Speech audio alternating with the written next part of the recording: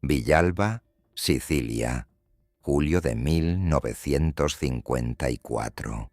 Un pueblo entero cierra. Las tiendas bajan la persiana, las escuelas suspenden las clases y miles de personas llegan desde toda la isla en autobuses, en camiones y a pie. En la fachada de la iglesia han colgado un cartel enorme, escrito a mano, que se lee desde el otro extremo de la plaza. Dice que el hombre al que están enterrando fue honesto, respetado y bueno. Detrás del féretro caminan un obispo, varios sacerdotes, un diputado del Parlamento italiano y varios alcaldes. El muerto era el jefe de la mafia siciliana, y nadie en ese pueblo, ese día, pronuncia esa palabra. Ahora cruza el Atlántico y adelanta 31 años.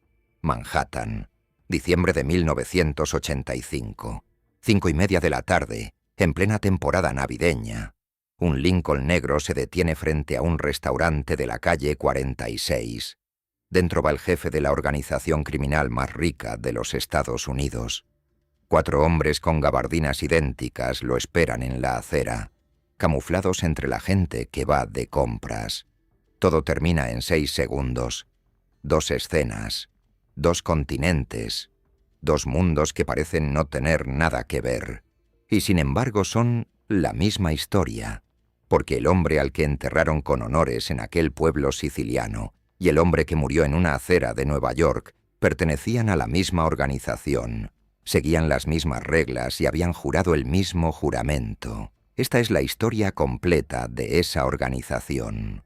¿De dónde salió? ¿Cómo cruzó un océano? ¿Cómo llegó a ser la estructura criminal más poderosa que ha existido en Occidente? ¿Y cómo terminó cayendo? Y esa historia empieza en un lugar que no tiene nada que ver con lo que muestran las películas. No empieza con pistolas, ni con trajes, ni con Nueva York. Empieza en el campo, con naranjas, con trigo, con azufre y con un problema muy concreto que un Estado no supo resolver. En este documental vas a ver cómo unos intermediarios agrícolas sicilianos se convirtieron en un poder paralelo, cómo millones de emigrantes cruzaron el océano y unos pocos llevaron ese sistema consigo, cómo una ley aprobada en Washington en 1920 les regaló la fortuna más grande de la historia del crimen, cómo una guerra de 2 años terminó con 2 jefes muertos y con la creación de una estructura que duraría 80 años, y cómo esa estructura, después de sobrevivir a todo, fue destruida por lo único que nunca previó. Vas a conocer al hombre que diseñó el sistema entero y murió deportado en un aeropuerto italiano, al que gobernó 19 años sin que casi nadie supiera su nombre, al campesino de Corleone que quiso doblegar a un Estado y consiguió exactamente lo contrario, y al juez que reconstruyó la organización entera siguiendo el dinero y que pagó por ello. Quédate hasta el final, porque la última parte responde la pregunta que casi nadie hace. ¿Qué queda hoy de todo esto? Y la respuesta no es la que la gente imagina. Para entender qué fue realmente la mafia, hay que empezar por sacarse de la cabeza casi todo lo que las películas enseñaron. La Cosa Nostra no nació como una banda de delincuentes. Nació como un sistema de intermediación. Y para entender eso, hay que mirar la Sicilia del siglo XIX. Sicilia era, desde hacía siglos, una isla de latifundios. Enormes extensiones de tierra que pertenecían a familias nobles. El problema era que esos nobles no vivían en el campo. Vivían en Palermo, en palacios, lejos de sus propiedades. Sus tierras quedaban en manos de un intermediario, el gabellotto, que arrendaba la finca, la explotaba y se encargaba de que los campesinos trabajaran y de que nadie robara el ganado. Y ahí está el origen de todo. Porque en una isla donde el Estado prácticamente no existía, donde la policía era escasa, los caminos malos y los tribunales lentos y corruptos, el hombre que garantizaba el orden en el campo no era el gobierno, era el gabellotto. Y para garantizarlo, necesitaba hombres armados. Con el tiempo, Esos intermediarios entendieron algo decisivo. Quien controla la violencia en un territorio donde el Estado no llega, controla ese territorio entero. Podían decidir quién trabajaba y quién no. Podían fijar a qué precio se vendía el trigo. Podían resolver disputas entre vecinos sin jueces y podían, sobre todo, ofrecer protección a cambio de un pago. Incluso protección contra sí mismos. Así nació la palabra clave de toda esta historia: el pizzo, la cuota, el impuesto informal que un comerciante, un agricultor o un constructor paga para que no le pase nada. Hay un detalle histórico que suele sorprender. Uno de los primeros negocios documentados de la mafia siciliana no fue el contrabando ni el juego. Fueron los cítricos. A mediados del siglo XIX, los limones sicilianos se habían vuelto extraordinariamente valiosos porque la Marina británica había descubierto que prevenían el escorbuto. Sicilia se llenó de huertos de limoneros, un cultivo caro, delicado y fácil de arruinar en una sola noche. Y ahí, exactamente ahí, apareció el negocio perfecto. Los propietarios necesitaban a alguien que garantizara que sus limoneros seguirían en pie por la mañana. Cuando Italia se unificó en 1861, Sicilia se incorporó a un estado nuevo que la trataba como territorio conquistado y que no entendía nada de cómo funcionaba la isla. Los funcionarios llegaban del norte, no hablaban el dialecto y desconfiaban de todos.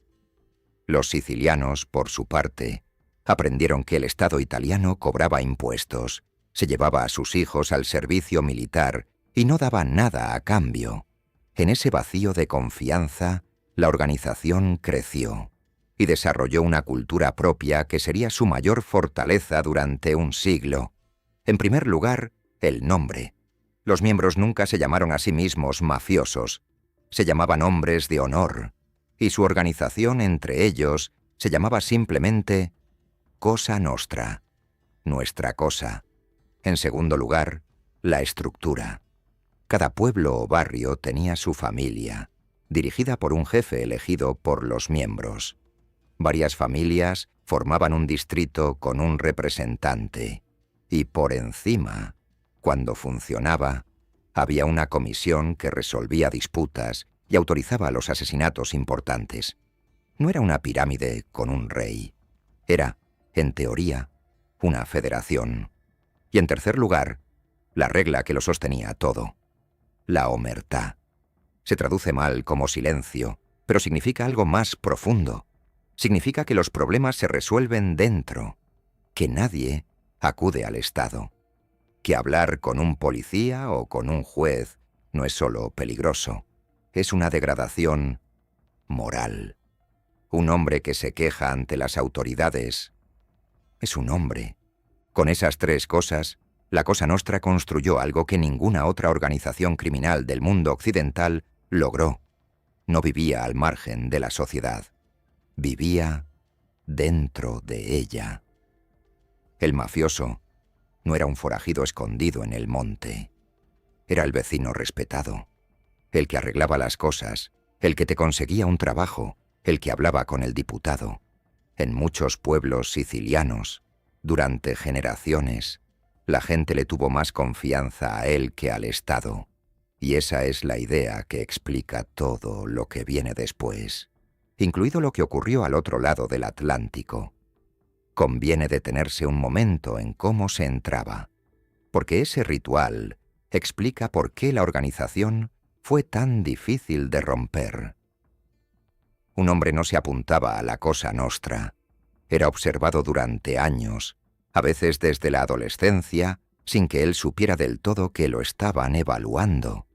Se comprobaba su discreción, su comportamiento con el dinero, su capacidad de aguantar presión y, sobre todo, si había alguien en su familia relacionado con la policía.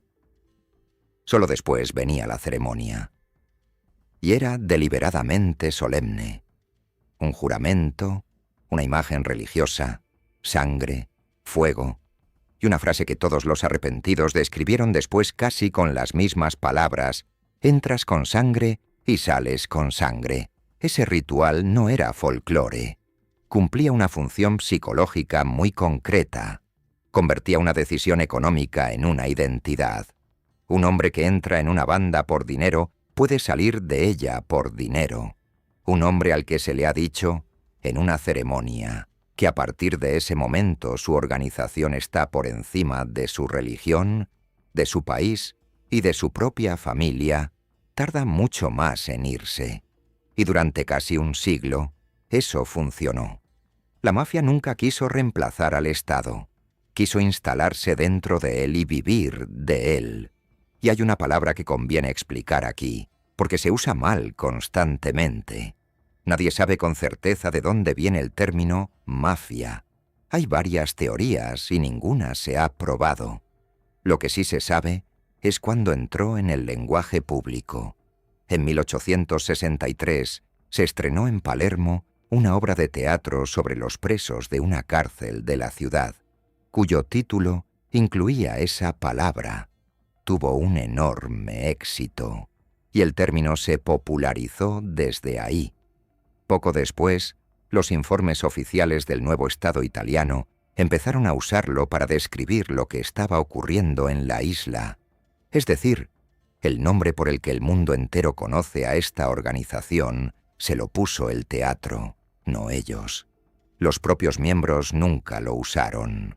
Y esa distancia entre el nombre público y el nombre interno explica una parte importante de su éxito. Durante décadas, muchos italianos podían discutir seriamente si la mafia existía o no, porque la palabra pertenecía a los periódicos y no a los hechos. Hubo un momento en que esa estructura estuvo a punto de desaparecer. Bajo el régimen fascista de Mussolini, en los años 20 y 30, un prefecto llamado Cesare Mori fue enviado a Sicilia con poderes extraordinarios y una misión clara: acabar con la mafia. Sus métodos fueron implacables: detenciones masivas, procesos sumarios, pueblos enteros sitiados. Miles de personas fueron encarceladas, muchas de ellas inocentes. El fascismo se jactó de haber terminado con el problema. No lo había terminado. Lo había comprimido. Muchos jefes se refugiaron en Estados Unidos. Otros esperaron en silencio. Y la estructura sobrevivió bajo tierra hasta que el régimen cayó. Pero para entonces, la parte más importante de esta historia ya estaba ocurriendo a 5.000 kilómetros de distancia, entre 1880 y 1920. Más de 4 millones de italianos emigraron a los Estados Unidos. Es una de las mayores migraciones de la historia moderna, y la inmensa mayoría de esas personas eran exactamente lo que parecían: campesinos y obreros pobres del sur de Italia que huían del hambre y que se dejaron la vida trabajando. Llegaban a Nueva York, a Chicago, a Nueva Orleans, y se apiñaban en barrios donde vivían 10 personas en 2 habitaciones.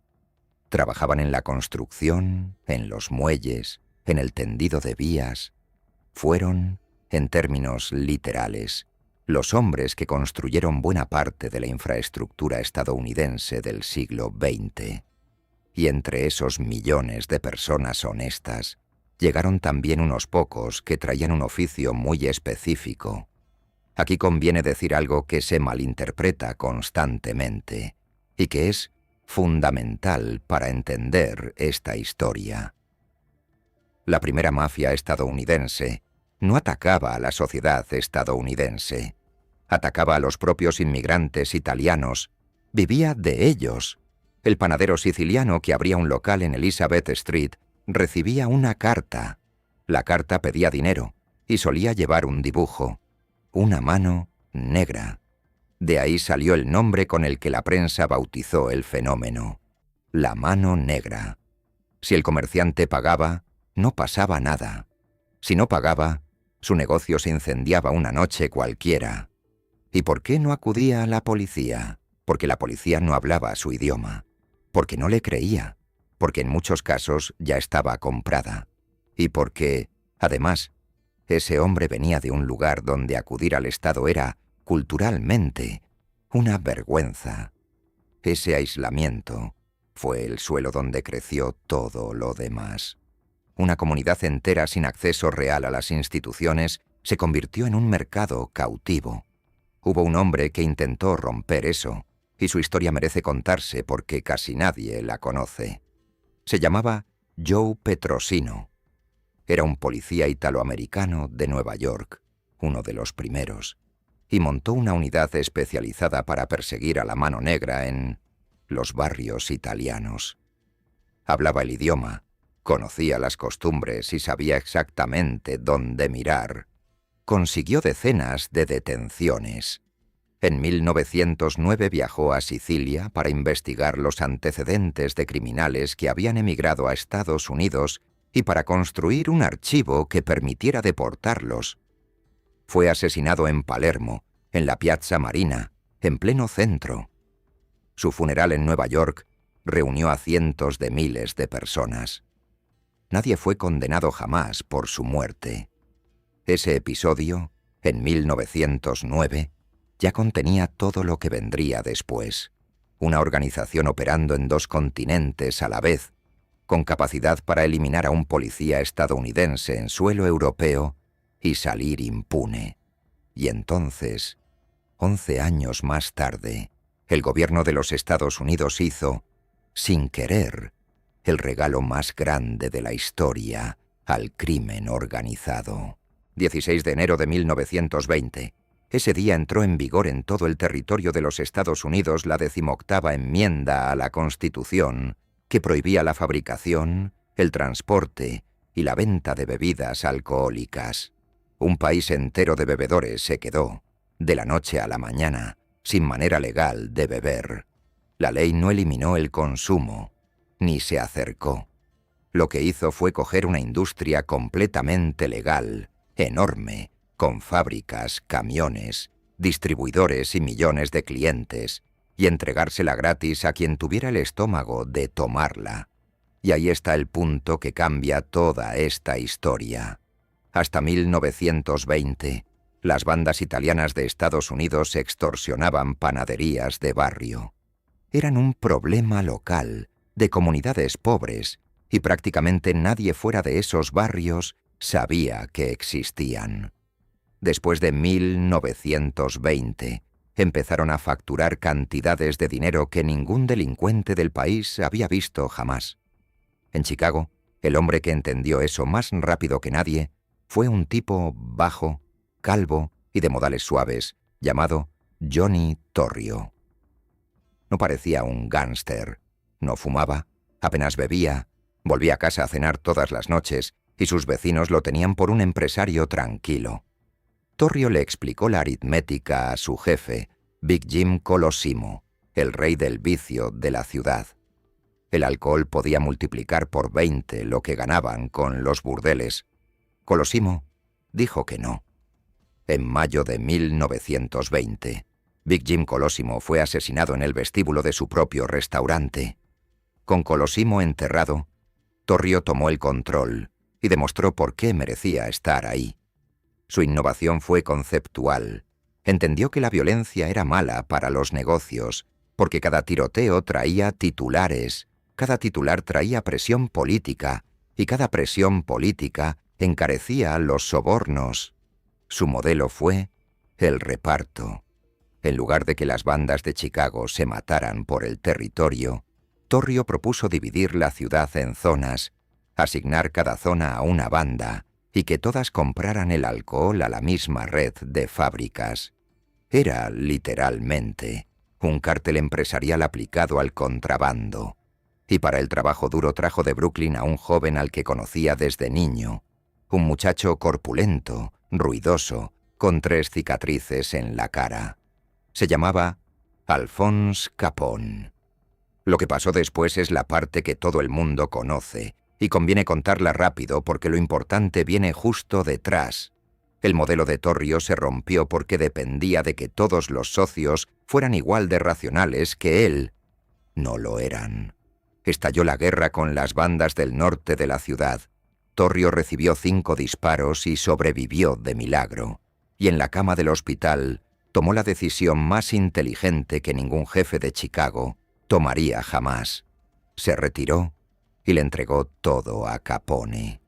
Al Capone tenía 26 años cuando heredó ese imperio. En 5 años, construyó una organización que facturaba decenas de millones de dólares al año, en una época en la que un obrero ganaba unos 1.500 anuales. Compró policías, jueces, concejales, y en el suburbio de Cícero llegó a controlar el ayuntamiento entero. Y donde Torrio había construido su poder sobre el silencio, Capone construyó el suyo sobre exactamente lo contrario. Daba entrevistas, se sentaba en los mejores palcos de los partidos de béisbol, iba a la ópera. Cuando la depresión golpeó Chicago, abrió comedores gratuitos que alimentaron a miles de personas y se aseguró de que los fotógrafos estuvieran ahí. Esa fama lo hizo intocable en la calle, insostenible en Washington. Después de la masacre de San Valentín, en febrero de 1929, en la que 7 hombres fueron ejecutados contra una pared de un garaje por individuos vestidos de policías, Al Capone dejó de ser un problema de Chicago y se convirtió en un problema nacional. Y en octubre de 1931 fue condenado. No por asesinato, no por contrabando, por evasión de impuestos. 11 años de prisión federal. Tenía 32 años. Ese detalle importa más de lo que parece, porque es la primera vez en esta historia que aparece la herramienta que terminaría destruyéndolo todo. El Estado descubrió que a estos hombres no se les gana en la calle, se les gana con papeles. Pero mientras Chicago vivía todo eso, en Nueva York estaba ocurriendo algo mucho más importante para el futuro. A finales de los años 20, el AMPA italiana de Nueva York estaba dividida entre 2 hombres que se odiaban. De un lado, Giuseppe Masseria, al que llamaban Joen el Jefe, bajo, corpulento, brutal y decidido. Del otro, Salvatore Maranzano, un siciliano culto y formal, obsesionado con la historia del Imperio Romano, que había llegado del pueblo de Castellammare del Golfo con la intención de imponer un orden nuevo. Entre 1930 y 1931 se destrozaron mutuamente en el conflicto que se conoció como la Guerra Castellammarese. Decenas de muertos en las calles de Nueva York y de Chicago. Y esa guerra terminó de una manera que definiría los siguientes 80 años.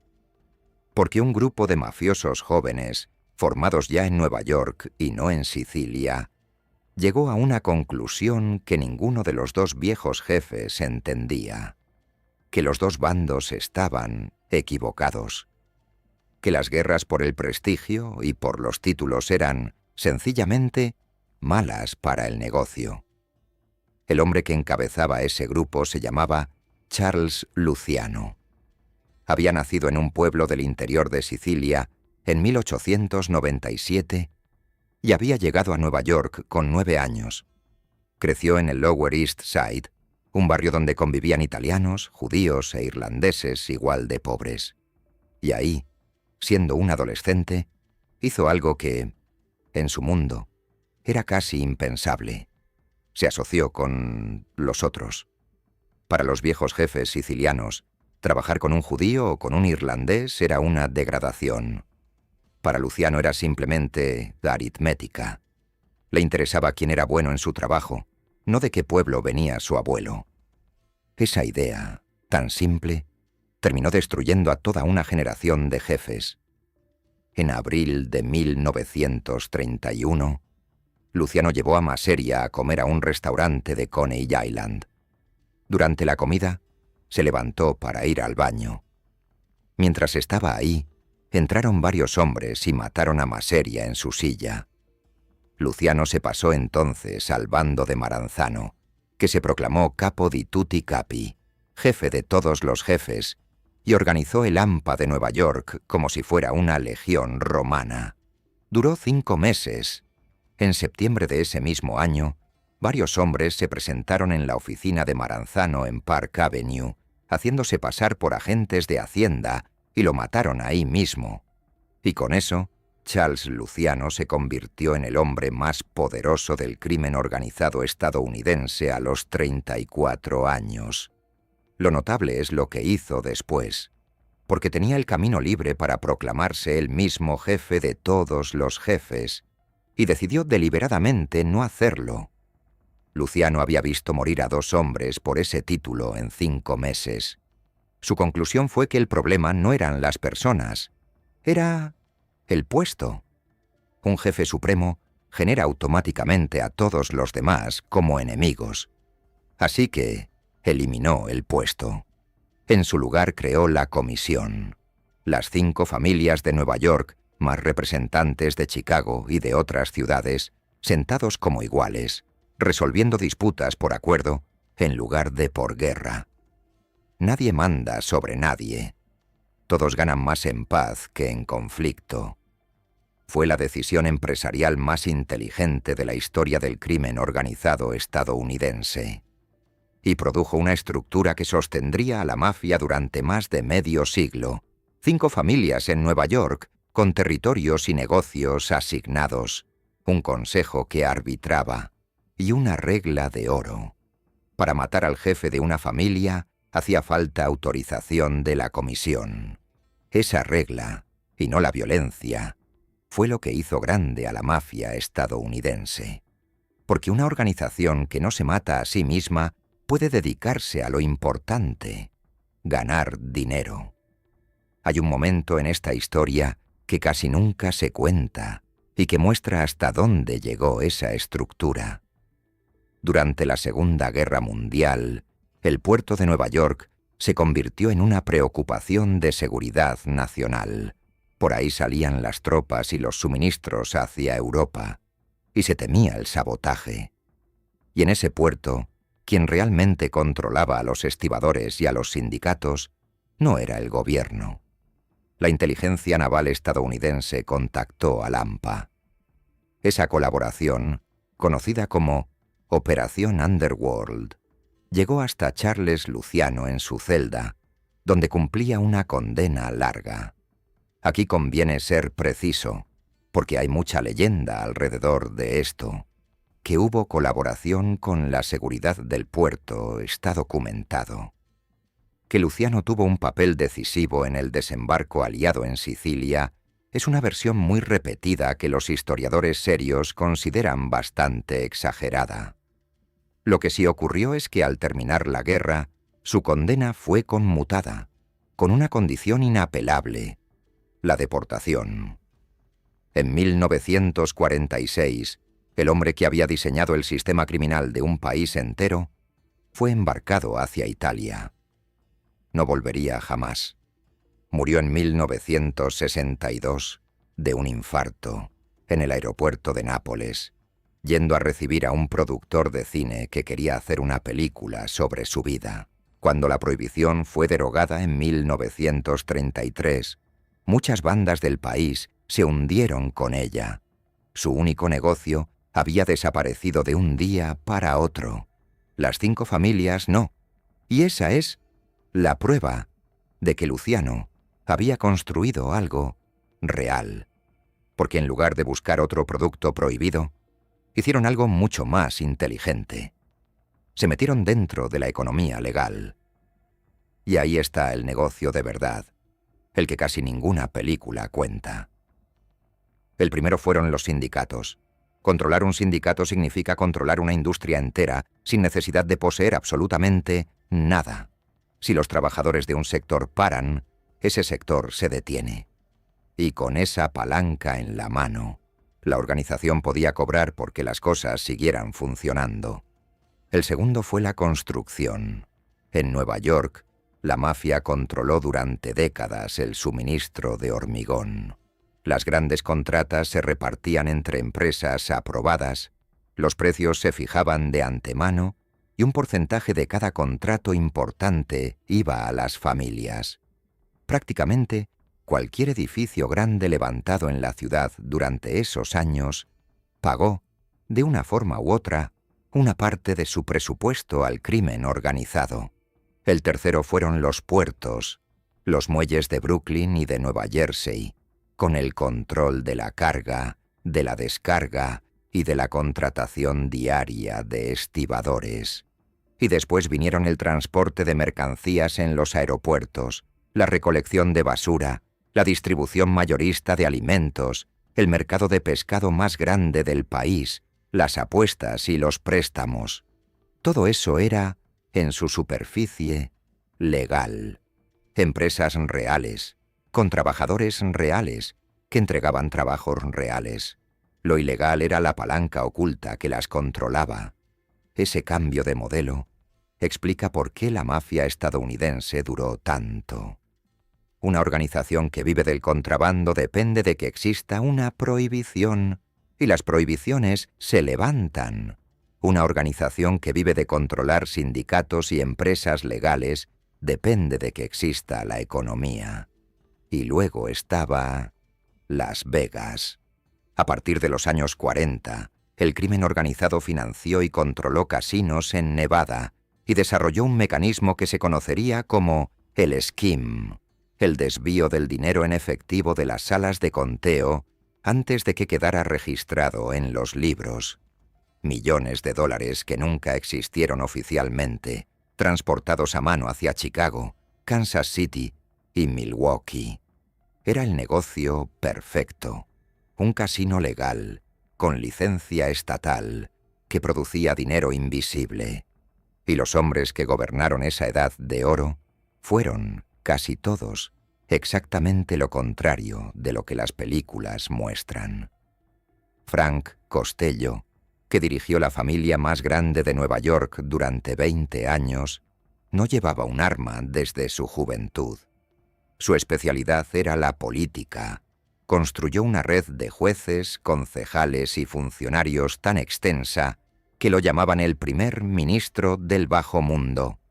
Carlo Gambino, que dirigió la organización criminal más rica de Estados Unidos durante 19 años, era bajo, de voz suave y trajes discretos. Nunca dio una entrevista. Nunca posó para una foto. Vivía en una casa modesta de Long Island. Murió durmiendo, en su cama, a los 74 años. Ese era el modelo. No el gánster de la ametralladora, sino el hombre al que nadie reconoce en la calle. Y funcionó tan bien que durante décadas el director del FBI sostuvo públicamente que no existía tal cosa como una organización criminal italiana de alcance nacional en Estados Unidos. Hasta que en noviembre de 1957, un sargento de la Policía Estatal de Nueva York notó un movimiento inusual de automóviles de lujo con matrículas de otros estados alrededor de una casa de campo en un pueblo llamado Apalachin. Un centenar de jefes de todo el país habían acudido a una reunión general. Cuando se dieron cuenta del control policial, salieron corriendo por los bosques en trajes caros. Decenas fueron identificados y fichados. Apalachin desmintió en una sola tarde 30 años de negación oficial. Y a partir de ahí, el FBI cambió de política. Empezaba la cuenta atrás. Y aquí conviene señalar algo sobre esa edad de oro que suele quedar fuera del relato romántico. Todo ese dinero salía de algún sitio. El control de los sindicatos significaba que un obrero pagaba cuotas que no volvían a él. El control del hormigón significaba que cada edificio de Nueva York costaba más caro de lo que debía. Y ese sobrecosto lo pagaba quien compraba o alquilaba ahí. El control del mercado de pescado significaba que el precio del pescado en la costa este llevaba incorporada una tajada. El préstamo usurario significaba familias arruinadas por deudas que crecían más rápido de lo que se podían pagar. La mafia no robaba bancos, cobraba un impuesto invisible a millones de personas que jamás supieron que lo estaban pagando. Ese es el negocio real. Y no aparece en ninguna película porque no se puede filmar. Mientras todo eso ocurría en América, la isla donde había empezado todo, estaba cambiando de forma irreversible. Tras la caída del fascismo y el fin de la Segunda Guerra Mundial, la mafia siciliana renació. En el caos de la posguerra, hombres vinculados a la organización fueron nombrados alcaldes y funcionarios en decenas de municipios. El más famoso de todos fue Calogero Vizzini, Don Calò, el hombre cuyo funeral abrió este documental. Era prácticamente analfabeto. Había hecho fortuna en el comercio de trigo y en las minas de azufre, y hacia 1950 era el hombre más influyente de la isla. Su poder no venía de la violencia espectacular, venía del método clásico: resolver. Un campesino con una disputa de lindes iba a verlo, una familia con un conflicto de honor iba a verlo, un político que necesitaba votos iba a verlo, y Don Calò arreglaba, a cambio de que le debieran algo. En Villalba, durante décadas, prácticamente no hubo denuncias en la comisaría, no porque no hubiera conflictos, sino porque los conflictos no llegaban al Estado. Pero el mundo de Don Calò estaba a punto de desaparecer, y por dos razones. La primera fue económica. En los años 50 y 60, la reforma agraria fragmentó los grandes latifundios, y con ello se fue el negocio que había sostenido a la mafia rural durante generaciones.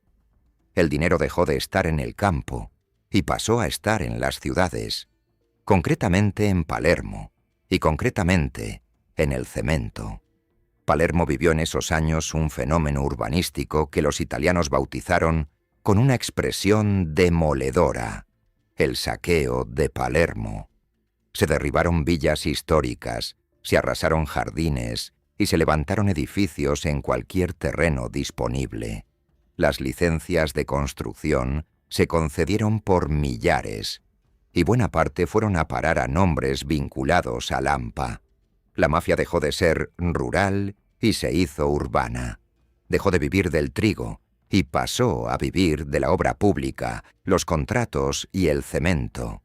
Y la segunda razón fue la heroína. Durante los años 60 y 70, Sicilia se convirtió en una pieza central del tráfico mundial de heroína. La morfina base llegaba desde Oriente Medio y Asia, se refinaba en laboratorios instalados en la isla, y el producto terminado viajaba hacia el mercado más rico del planeta, Estados Unidos. Las familias sicilianas tenían la ventaja perfecta para ese negocio, porque tenían primos, socios y estructuras al otro lado del Atlántico desde hacía medio siglo, y las cifras cambiaron de escala. Donde antes se hablaba de arrendamientos agrícolas, ahora se hablaba de cargamentos que valían decenas de millones de dólares. Una organización que empieza a mover ese tipo de dinero deja de comportarse como antes. Los equilibrios se rompen, las alianzas se compran, y la violencia deja de ser un último recurso para convertirse en una herramienta de negocio.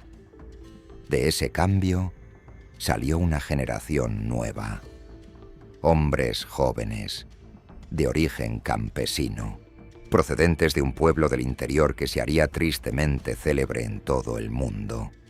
El pueblo se llamaba Corleone, y su líder era un hombre bajo, de cara redonda, que había entrado en prisión a los 19 años por homicidio, y que tenía dos talentos que lo hicieron único: una paciencia infinita y una comprensión perfecta de la traición como herramienta de gobierno.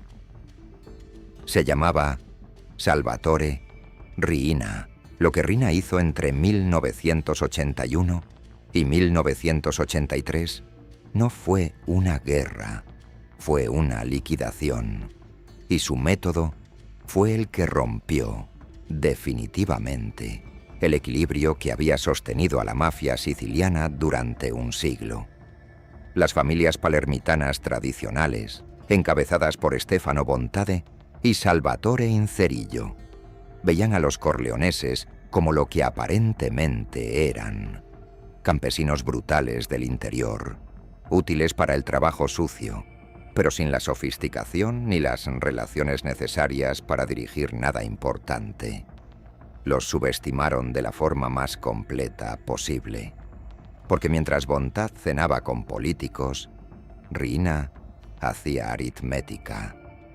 Pasó años colocando hombres leales dentro de las familias rivales, comprando a segundos jefes y prometiendo territorios a quienes traicionaran a sus propios jefes. Cuando llegó el momento, la comisión de la Cosa Nostra ya no era un órgano de equilibrio. Era una mayoría corleonesa esperando la señal. El 23 de abril de 1981, Stefano Bontade fue asesinado dentro de su automóvil, el día de su 42 cumpleaños. 19 días después, cayó in Cerillo. Y lo que siguió fueron 2 años en los que Palermo vivió el periodo más sangriento de su historia. Las estimaciones de muertos se cuentan por cientos. Los corleoneses no mataron solo a los jefes rivales. Eliminaron a sus hermanos, a sus hijos, a sus primos, a sus socios. La lógica era eliminar cualquier posibilidad de venganza futura. Y no se detuvieron en las familias mafiosas. En esos años, cayeron asesinados un presidente de la región de Sicilia, un jefe de la policía de Palermo, varios magistrados, y en septiembre de 1982 el general Carlo Alberto Dalla Chiesa, enviado a Palermo precisamente para combatir a la mafia, asesinado junto a su joven esposa. Cuando la guerra terminó, Riina controlaba la Cosa Nostra por completo. Pero esa victoria tuvo un precio que él no calculó, porque la matanza fue tan brutal que produjo lo que la mafia siciliana jamás había tenido. Hombres que ya no tenían absolutamente nada que perder. Uno de ellos estaba en Brasil. Se llamaba Tommaso Buscetta y había perdido a 2 hijos, a un hermano, a un yerno y a varios sobrinos. Fue detenido, extraditado a Italia e intentó quitarse la vida durante el traslado. Sobrevivió.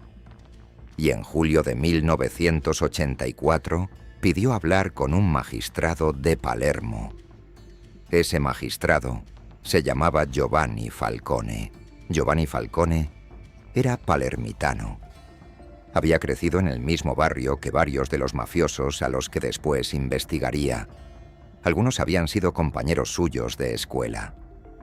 Eso le dio algo que ningún magistrado enviado desde el continente podía tener. Entendía el código. Sabía cómo hablaba esa gente, qué significaban los silencios y qué preguntas ofendían. Y su gran innovación fue metodológica, y suena casi banal enunciada hoy. Siguió el dinero. Falcone fue de los primeros en investigar cuentas bancarias, transferencias y cheques en lugar de limitarse a los cadáveres. Reconstruyó las conexiones financieras entre las familias sicilianas y las estadounidenses y demostró documentalmente que no eran bandas sueltas, sino una estructura única. Su otro acierto fue humano. En lugar de tratar a Buscetta como a un delincuente vencido, lo trató como a un interlocutor. Buscetta contaría después que aceptó hablar porque Falcone fue el primer representante del Estado italiano que le pareció un hombre serio. Y entonces habló durante meses. Buscetta explicó lo que ningún italiano había explicado nunca: que la Cosa Nostra no era una mentalidad siciliana, ni una forma de ser, como se decía en los tribunales para no condenar a nadie, sino una organización real, con estructura, con reglas, con una comisión de gobierno y con nombres concretos. Poco después apareció un segundo hombre, Salvatore Contorno, que había sobrevivido a un atentado y perdido más de 20 familiares, y que contó exactamente lo mismo sin haber hablado con Buscetta. Con esos testimonios, Falcone y su colega Paolo Borsellino construyeron el proceso más grande de la historia judicial italiana.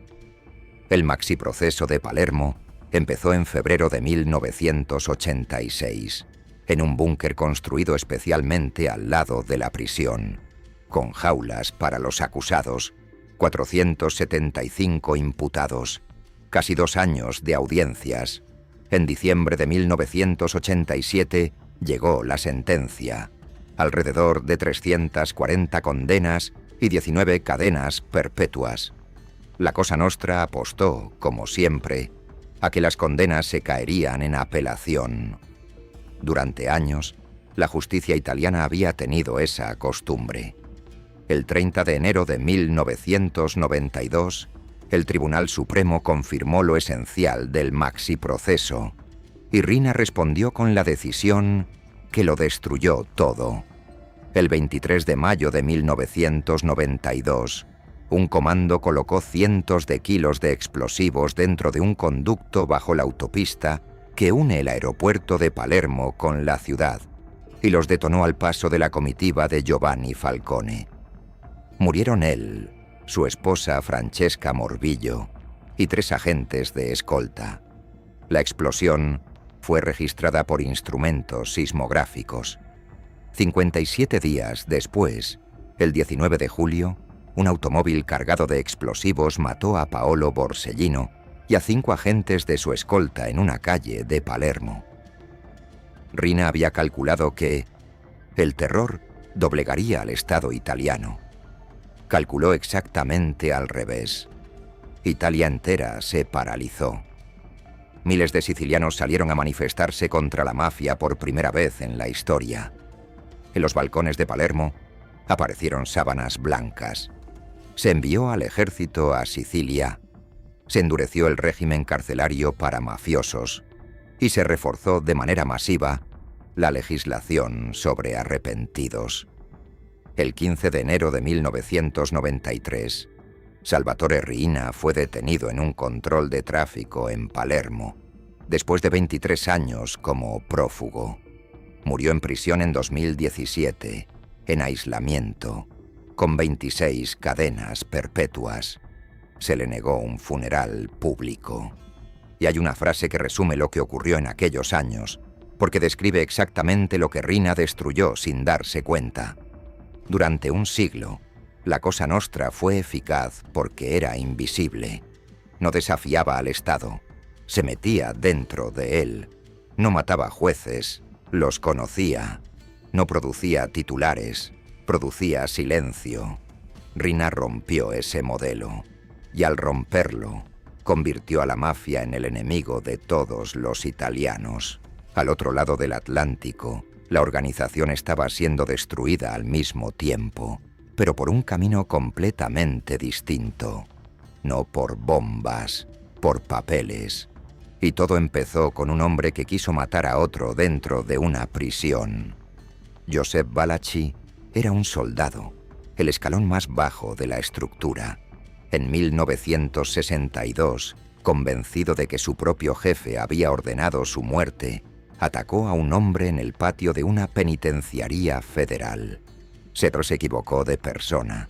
Con ese homicidio se quedó sin ninguna salida. Y en 1963 se sentó ante una subcomisión del Senado de los Estados Unidos en unas audiencias televisadas a todo el país.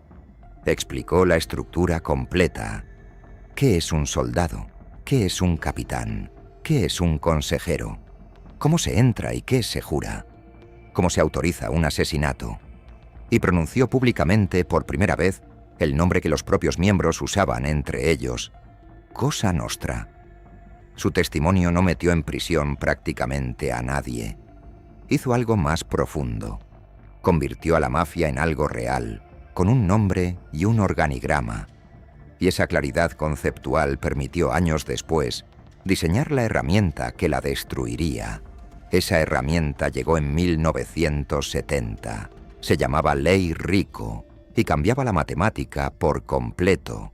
Hasta entonces, los fiscales tenían que probar delitos individuales, un asesinato, un soborno, una extorsión, y el jefe nunca estaba presente en ninguno. La Ley Rico permitía procesar la organización entera. Bastaba con demostrar que existía una estructura criminal y que una persona participaba en ella. Las condenas dejaron de ser de 5 años y pasaron a ser de 30. El resultado más espectacular llegó en 1986, con el juicio de la comisión, en el que los jefes de las 5 familias de Nueva York fueron llevados a juicio como una única organización. Las condenas fueron de 100 años, y entonces se rompió lo único que quedaba. Durante casi un siglo, el código de silencio se había sostenido sobre un contrato muy concreto. Tú te callas, cumples tu condena y no dices un nombre, y nosotros cuidamos de tu familia mientras no estás y te devolvemos tu lugar cuando salgas. Ese contrato funcionaba. Un hombre que va a prisión sabiendo que su familia cobrará cada mes aguanta 10 años sin decir una palabra, pero con condenas de 30 años. La promesa de recuperar tu lugar se convirtió en una mentira evidente. Y cuando se perdieron los grandes negocios, dejó de haber dinero suficiente para cuidar de las familias de los que estaban dentro. El resultado llegó en 1991 y tenía nombre. Salvatore Gravano, conocido como Sammy el Toro, era el subjefe de la familia Gambino. Cuando los fiscales le pusieron las grabaciones en las que su propio jefe hablaba mal de él a sus espaldas, hizo un cálculo y aceptó colaborar. Nunca en la historia de la mafia estadounidense un hombre de ese rango había testificado contra su jefe. Subió al estrado, explicó la estructura completa y confesó 19 asesinatos. El 2 de abril de 1992, John Gotti, el mafioso más famoso del planeta, el hombre de los trajes de $3.000 al que la prensa llamaba el Don de Teflón, fue condenado a cadena perpetua sin libertad condicional. Murió 10 años después de cáncer, en un hospital penitenciario, sin poder hablar, y el daño real no fueron las condenas, fue psicológico. Durante casi un siglo, la certeza que sostenía todo era que los de arriba nunca hablan. Cuando el subjefe de la familia más poderosa del país subió al estrado, esa certeza desapareció para siempre. En los años siguientes, el número de arrepentidos se multiplicó. Y en 2004 se cruzó la última línea posible. Joseph Massino, el jefe en activo de la familia Bonanno, aceptó colaborar con el gobierno federal. Un jefe, en funciones, declarando contra los suyos. En 1963, cuando habló Valachi, el país entero se detuvo a escucharlo. 41 años después, un jefe en activo hizo exactamente lo mismo, y apenas ocupó espacio en los periódicos. Entre esas dos escenas está toda la caída. Y ahora la pregunta que casi nadie hace, y que es la razón por la que este documental existe: ¿qué queda de todo esto? Empecemos por Estados Unidos porque ahí la respuesta es la más clara. Las 5 familias de Nueva York siguen existiendo. Eso es un hecho, y conviene decirlo antes que nada, porque la idea de que la mafia estadounidense desapareció es falsa. Pero lo que existe hoy no se parece a lo que existió. No hay casinos, no hay control del puerto, no hay una industria entera pagando cuotas. Los sindicatos llevan décadas bajo supervisión federal. El mercado de pescado se perdió. La construcción está vigilada. El número de miembros formales es una fracción de lo que fue. La familia Gambino, que llegó a ser la organización criminal más rica del país, vio a su último jefe reconocido morir en 2019 en la puerta de su casa, baleado por un joven de 24 años que ni siquiera pertenecía a la mafia, que actuaba solo y que fue declarado no apto para ser juzgado por su estado mental. Y nadie lo vengó.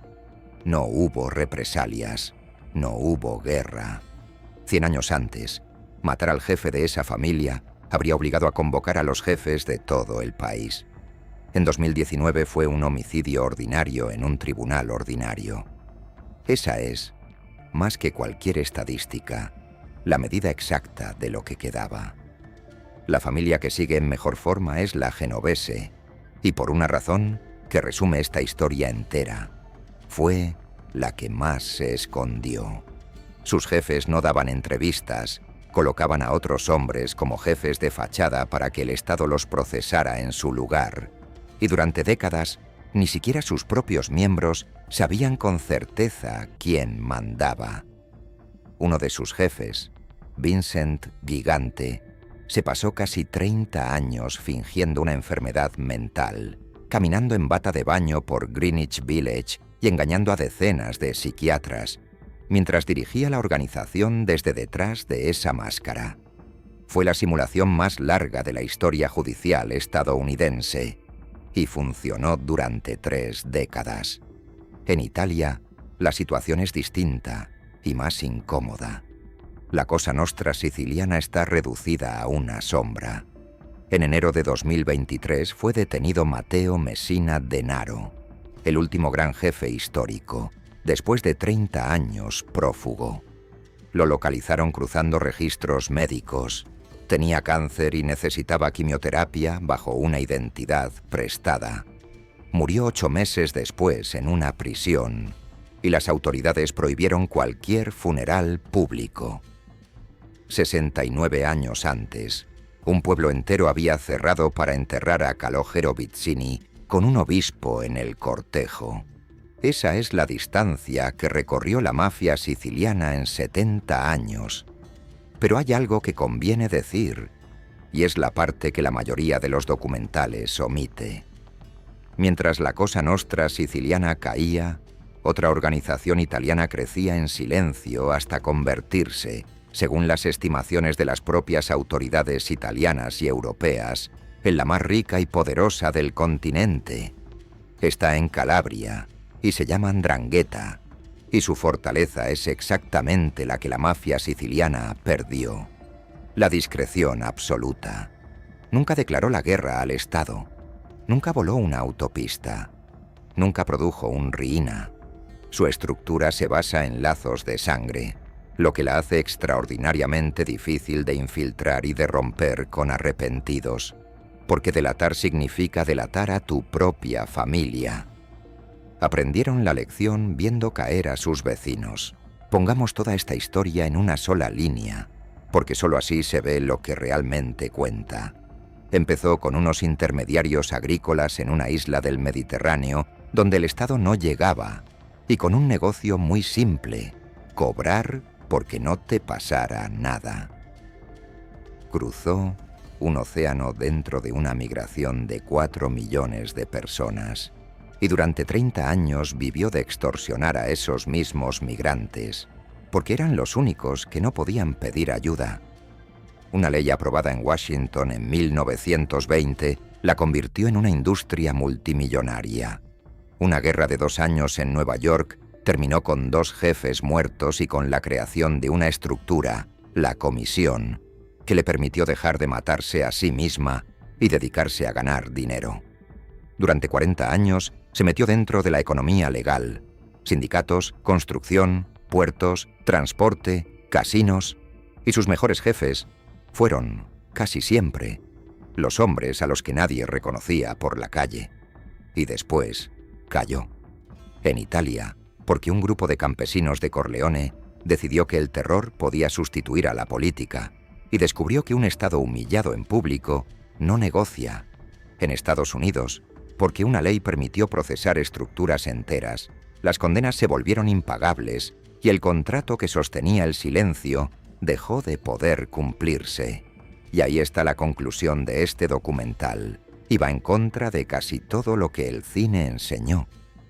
La mafia nunca fue una hermandad, no fue un código de honor, no fue una familia, fue un negocio violento, ilegal y brutal, pero un negocio, con socios, con repartos de mercado, con contabilidad y con un mecanismo para sustituir a los directivos que dejaban de rendir.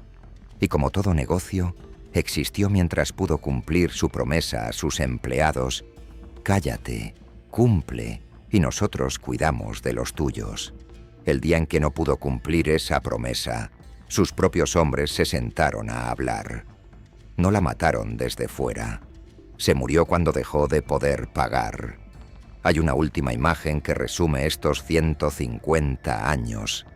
En 1954, un pueblo entero de Sicilia cerró sus tiendas para enterrar a un jefe de la mafia, con un obispo en el cortejo y un cartel en la iglesia proclamando que había sido un hombre honrado. En 2023, el último gran jefe de esa misma organización fue enterrado de madrugada, sin ceremonia, con la policía filmando desde el otro lado de la verja. Entre esas dos escenas hay 70 años y todo lo que has visto en este documental. Si te gustó, en el canal encontrarás las historias completas de los imperios criminales más poderosos del mundo, cómo terminó cada jefe de la familia Gambino, de la familia Genovese, del imperio de Al Capone y de la mafia siciliana. Suscríbete y activa la campana, porque la próxima historia ya está en camino.